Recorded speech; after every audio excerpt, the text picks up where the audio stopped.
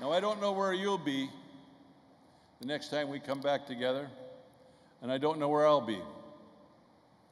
But I know where the Koch brothers and their corporate billionaires and 1%ers from Wall Street and Bay Street will be. They'll be on the front lines of their struggle to fatten their fortunes at our expense. And I don't know about you, but I'm not about to stand by and let that happen without a hell of a fight, and I need you to help us. We need to be together for this fight.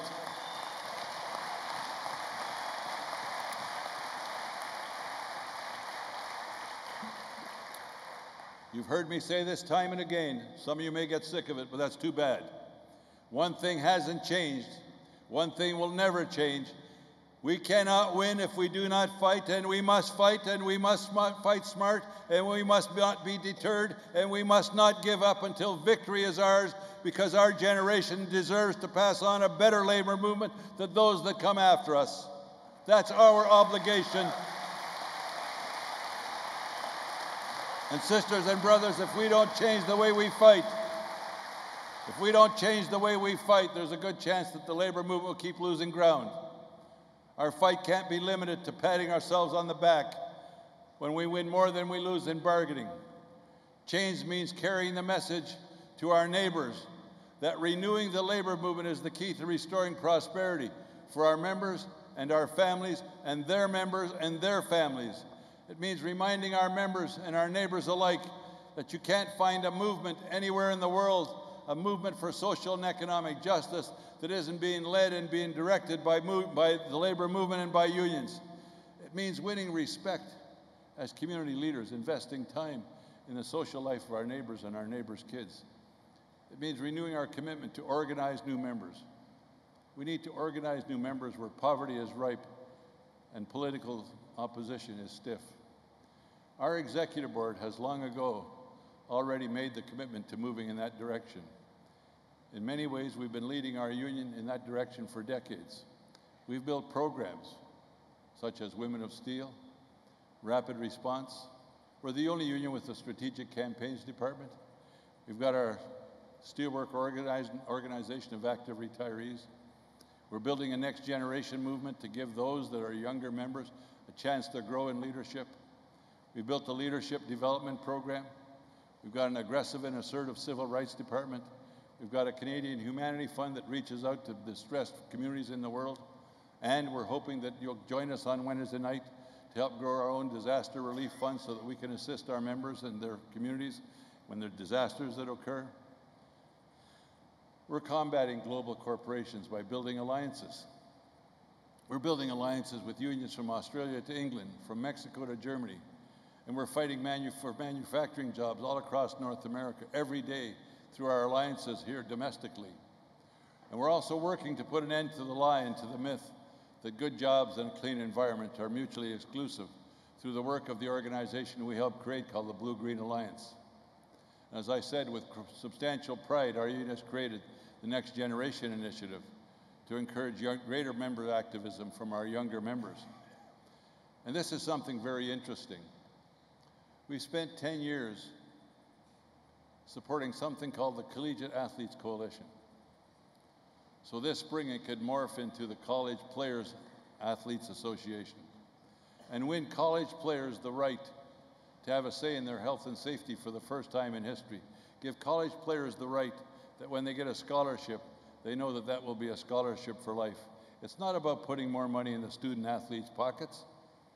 It's about putting them at a point where they can have a voice at the table when the bosses are talking about concussions. So let me be very clear. It's not going to take an overnight miracle. We're not going to overcome what we're up against quickly. No matter what you might think, the men and women up here, we're not going to be the fuel. We're the present. The people up here are the present. And our job is to prepare our union for the future. And most of you in that crowd are the future. We need you. Without your activism, we're nothing. Our power as a union comes from your activism and the activism of our members, and as a result of that, our solidarity. So it's you, the members, that give us the power to bring about positive change. And if you, the members, aren't activists, then we don't have the power. So when we leave this hall later this week, it's tremendously important that we go out and start rebuilding our union. It's tremendously important that we go out and understand the power lies in our membership, not in our leadership. Our leadership's objective is to share with you the knowledge and the direction and the support so that you can help us build a positive future for all of our sisters and brothers and kids and grandkids. So we're counting on you, members like our heroic members and brothers in Alma who took on the global giant at Titan, members like the hundreds of shipyard workers who waited in lines a city block long to support their new contract. It's the members who did whatever it took to turn the tide at the Philly oil refineries. It's the papers who wouldn't let economic disaster steal their wages and their families' fortunes. It's the rubber workers at Titan who told the Chinese government where to stuff their cheating, unfair trade practices. It's the steelworkers who are taking the streets to stop the Koreans from stealing their jobs. It's the workers at universities who need a strong voice. So brothers and sisters, what I hope you'll do is ask yourself a simple question. Are you among them? Are you among those members who are prepared to go to the wall for the labor movement? Are you among those members who are prepared to go to the wall for your union? Are you among those members who are prepared to go to the wall for your families? Are you amongst those members who are prepared to go to the wall for the next generation? Do you have the courage to stand up and fight back for economic security for our kids and our grandkids? The economic security that they deserve, the way our forebears did to win us the rights we're now fighting like hell to hang on to. If the answer is yes, you're prepared to stand up and fight back, then God bless you. God bless each and every one of you. But if the answer is not, then maybe you need to ask yourself a question. If you're not prepared to get up off your ass and get in the fight, then get the hell out of the way and get somebody else who is.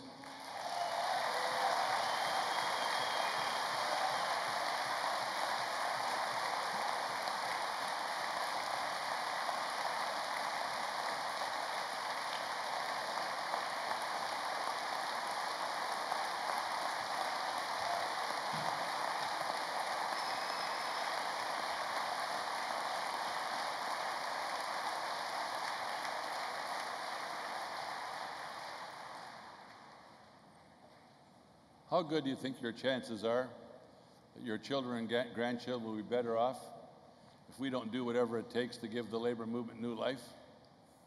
Because sisters and brothers, it's the fourth quarter. Hell, I was thinking of the Steelers. It's the fourth quarter. The clock, hey, easy now over there. It's the fourth quarter and the clock is ticking and it's getting late in the game. And if you don't think so, think about this. In a few months, there'll be a federal election in the United States that could actually result in our lifetime majorities in both the chambers of our legislatures and at many state levels with some of the wackiest right-wing, anti-worker nut jobs you could ever bump into on the street. And if that does not get you fired up and angry, I don't know what the hell does. So our challenge, when you think about it, brothers and sisters, is to start recreating our union, to start recreating it in a whole new era. And that starts with pursuing a strategy that throws the words of Lewis Powell right back in our adversaries' faces. Take his comments and throw them right back in his face, hit them right on the nose with it. It's a strategy, as he said, that understands that political power is necessary, that such power must be used assiduously and cultivated, and that when necessary, it must be used aggressively and with determination. Those are the words he used to mobilize his right-wingers.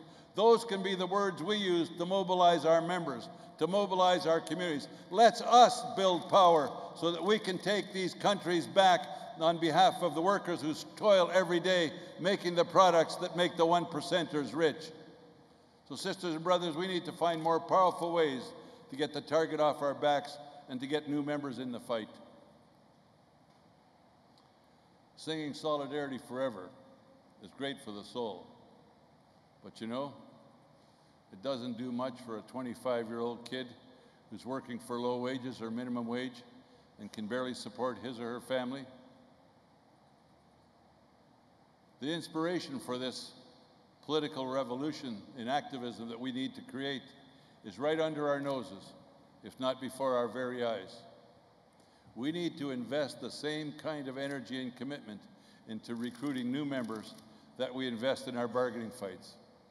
The evidence of what we can achieve with that kind of fervor is already in the books. It's the nearly 28,900 newly organized members that we won bargaining rights for across the US and Canada since our last convention.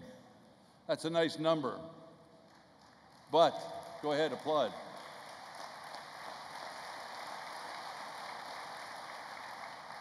That's a nice number, but remember, we lost 40,000 in the paper sector, just that. So sisters and brothers, we can and we must do better. Our families, our union, our labor movements need us to succeed.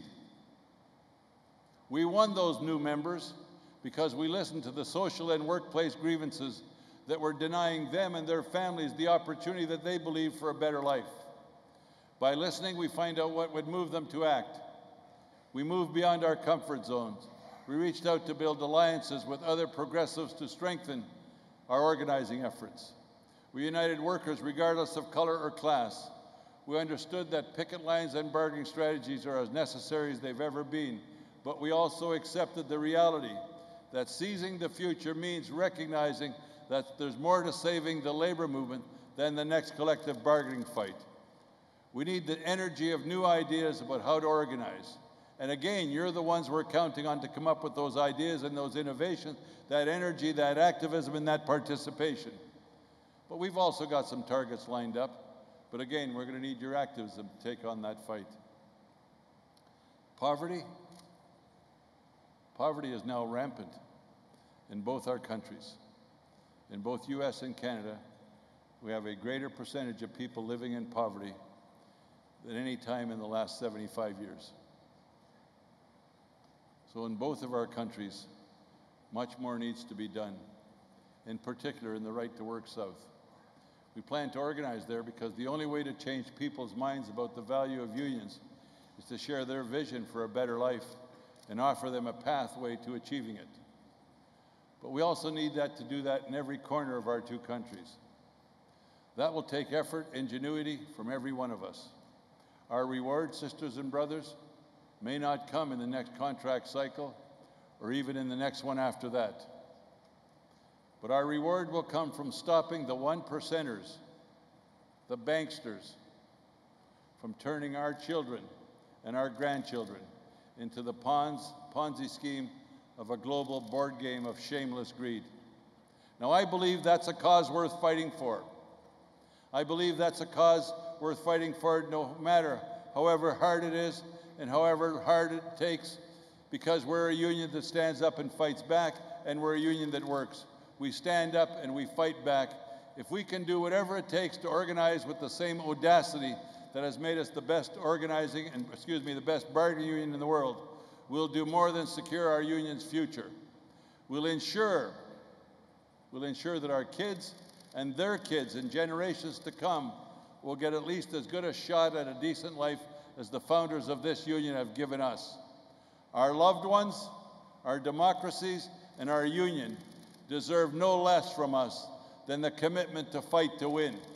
And let me say this, as long as I'm your leader, I'll give every ounce of my being to whatever it takes to win.